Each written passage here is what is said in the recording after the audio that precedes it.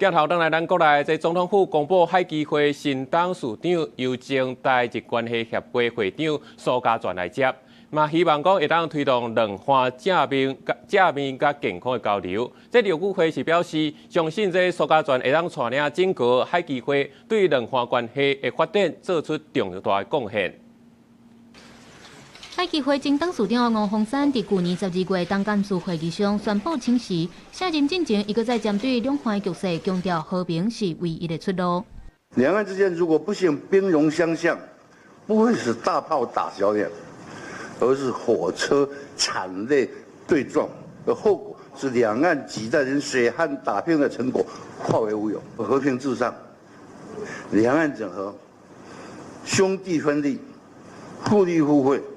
共存共荣才是两岸之间唯一的光明大道。今麦总统府也伫咧13正式公布海基会新任董事长人选，会由前台日关系协会会长苏家全来接任，希望会当推动两岸正面健康的交流。刘会表示，相信苏家全会当带领海基会团队对两岸关系发展来做出重要的贡献。过去担任台湾日本关系协会会长期间，苏家全也常在伫咧公开活动上加强甲日本的交流。我们除了坚定捍卫自由且公平的国际贸易秩序，